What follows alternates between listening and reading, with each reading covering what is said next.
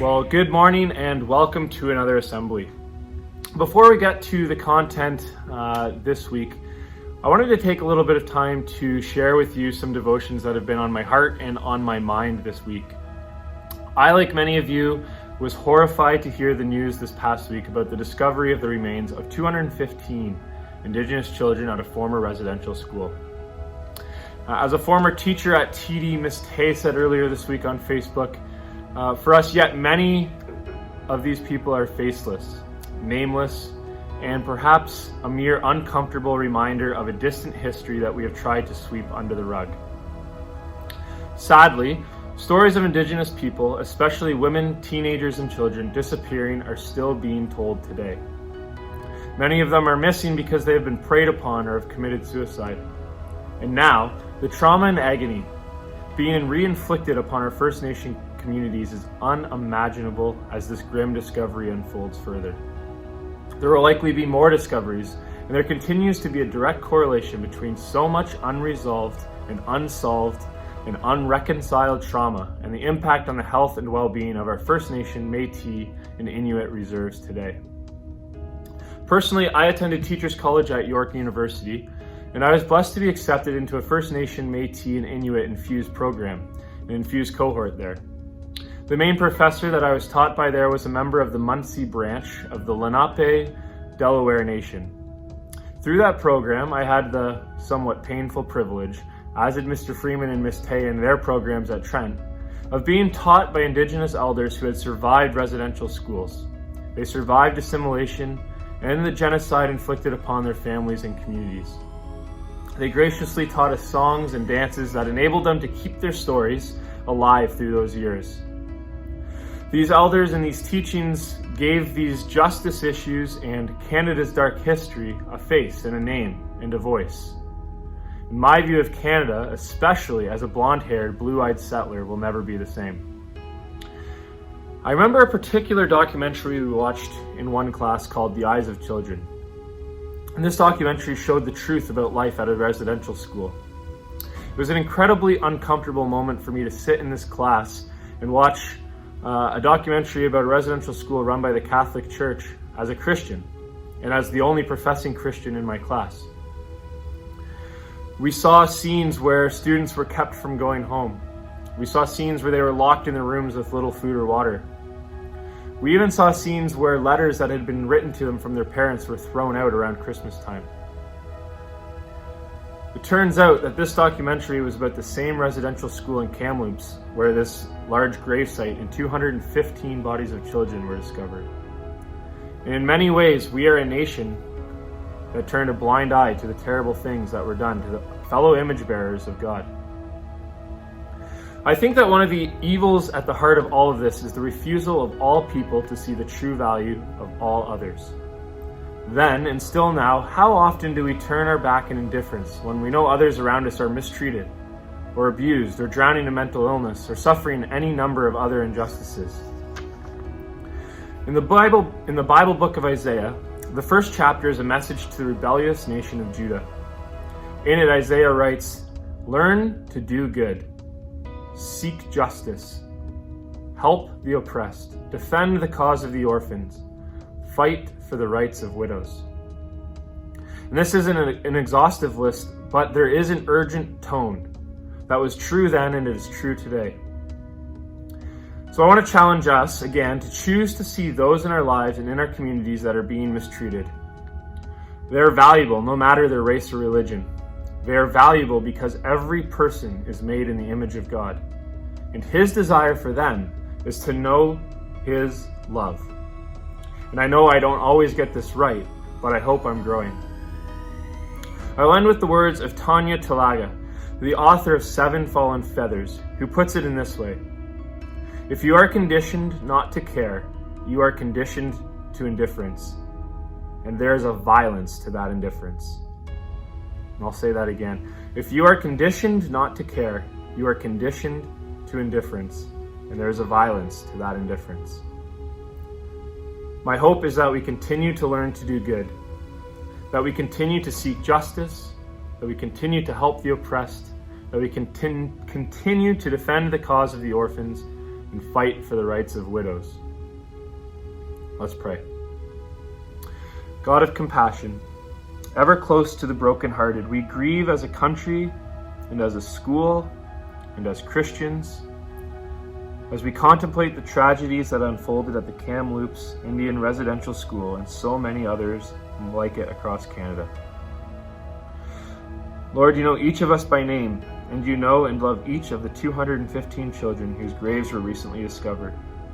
Pour out your comfort upon all Indigenous families and communities who are suffering pain because of these discoveries, that they've reopened old wounds that are causing deep despair. Help us as a nation to confront these dark areas of our history with honesty and humility, and to commit ourselves to the path of true justice, healing, and reconciliation. We ask this through Christ, our healer and our hope. Amen. Well, last week we met Tina and went through a roller coaster of emotions, and we have a Tina the Duck update that is going to happen right now. We celebrate with some great news. Our Mallard Duck has returned. With a couple of hours away from the nest, it begs the question as to what it was that sent her off. Perhaps it was some distraction. Perhaps there was an animal that came too close to the nest and she flew off. But the eggs are safe and she has returned. Maybe she just spent a little bit of time in the river, but hopefully with only being off of the eggs for a couple of hours, everything is still fine. It's great to see her settled back in between the dead grasses here, incubating the eggs. We have about another week and a half to go before baby ducklings should emerge.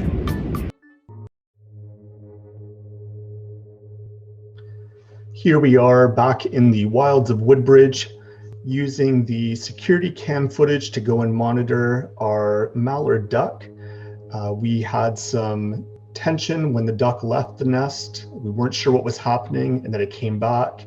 And then on May 18th at 9:39, this man with his dog on a leash approached on the sidewalk. The dog obviously smells something, takes a quick look, and you see the mother duck flying out of the nest and going out into the parking lot, doing this circular kind of motion that draws the dog's attention, making us believe that there might actually be ducklings that are left in the nest.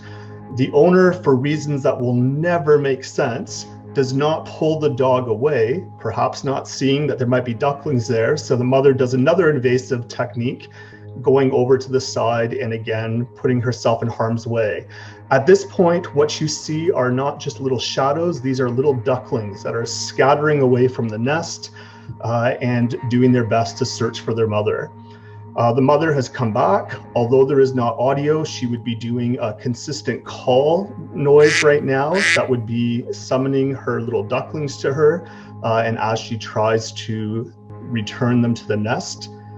But we have good news here in that the ducklings have hatched and have gone and fended off one of the dog attacks here.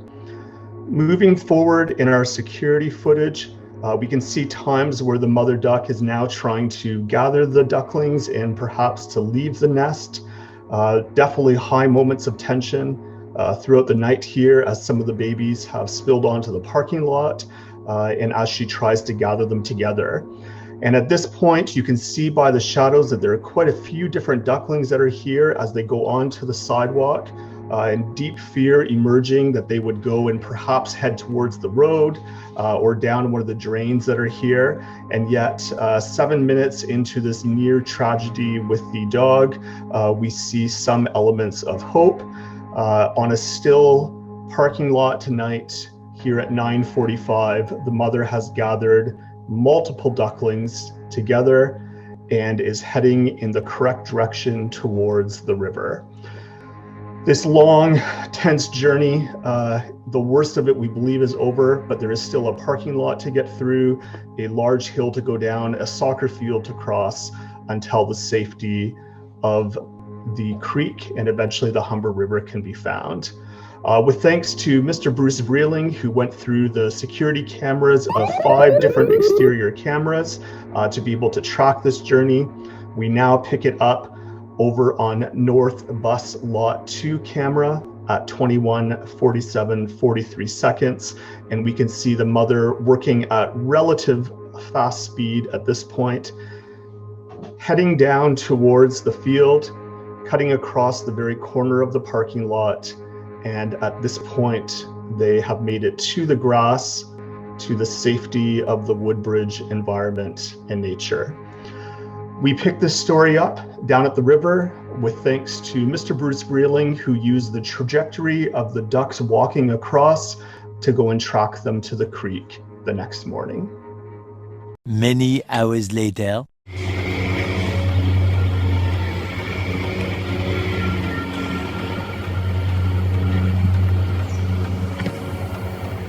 Well, that ends our trilogy through the life of Tina. Hope you enjoyed that, and a huge thank you to our E-Block class, to Mr. Freeman for just some amazing narration, and also to Mr. Vreeling, who did some amazing work there on the security cameras. So glad that could end in a happy ending.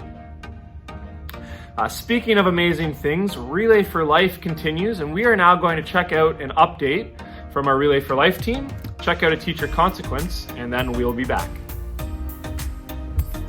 Hey, it's Jake, and it's time for your Relay for Life update. We have huge news. We've reached our goal of $25,000. But don't stop now. We love all the effort that you're putting into our contests. One of the prizes is the right to give a teacher a consequence. We put everyone into the spin generator, and this time Miss Hudson's team won and gets to pick the teacher and the consequence. Let's see what they chose. Hi, I'm Allie. I'm in grade 9 and on Miss Hudson's team. We chose Mr. Westerhoff to receive this week's teacher consequence. All right, Mr. Westerhoff, any last words for your daughter? This was her idea. Well, I hope she can pull off the ball one tonight, so don't go to sleep. All right, anytime. 1, 2, 3, go! Oh, my.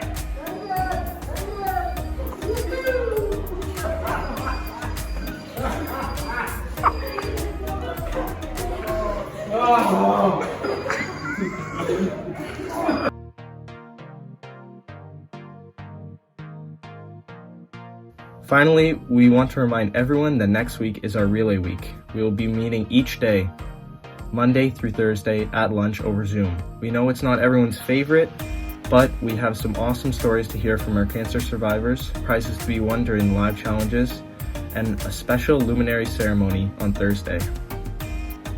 There will be door prizes each day too, so make sure you come every day if you're a participant. We will give the Zoom link in the Edsby announcements.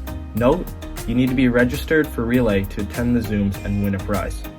So sign up now. As always, make sure you're following us on Instagram at TD Christian Relay and check it often. Thanks, have a great day, and see you Monday. Well, congratulations, Relay team, on reaching the goal. Next week, it will be a fantastic Relay week. Make sure you're following on Instagram, as they said, and checking the daily announcements. So we got one last thing here for today's assembly. There is some amazing artwork that is still happening in our school despite being at home. And to tell us a little bit more about her piece of art, we have Clementina. So thank you, Clementina, and I hope you enjoy this work from the art department. Hi, my name is Clementina and I'm a grade 11 art student. I'll be presenting my Innovative Methods and Techniques project. For my project, I decided to do a bubble wrap painting. This was inspired by the artist Bradley Hart, who injects bubble wrap with acrylic paint to create these massive pointillist paintings. These are some examples of his work, and I chose them because his method was very unique. These are some of my process pictures. First, I set up the bubble wrap so I was working on the back side. I taped it to a piece of paper on which I drew an outline of the landscape I was doing to guide myself with the colors. I worked from the bottom and went up. Here's a quick video showing how I injected each individual bubble. First, I filled the syringes with paint that was thinned with water and gel medium because the needles were quite thin. I poked 2 holes in the bubble and filled in the second one so that when the paint replaced the air, it would be able to escape instead of popping the bubble. And you can see the paint dripping down as I filled each bubble. And this is a short time lapse showing my process.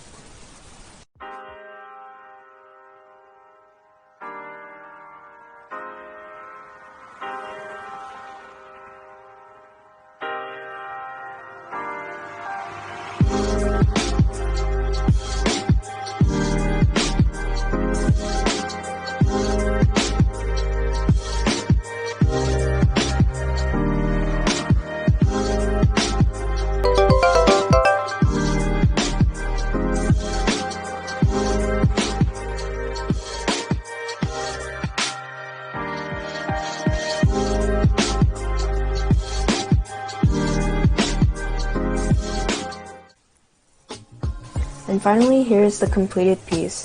It's 16 by 20 inches and it took me about a week to finish it.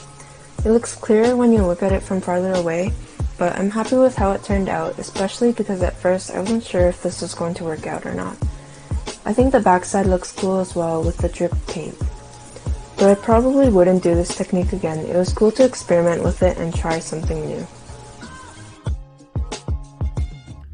Well, that is quite something, and I know I got to see a few other pieces of art from that grade 11 class, and again, just some amazing work. And we hope to see lots more of that in our final assembly, which is next week, 2 weeks from now, sorry, on June 17. It is a Thursday at 7 p.m. where we'll do some awards, we'll look at some student work, and we will celebrate and look back on lives of some of our teachers who are leaving us for next year. All right, that is it for the assembly. Hope you have a great Friday, have a fantastic weekend, and we'll see you back at TD for Relay Week next week.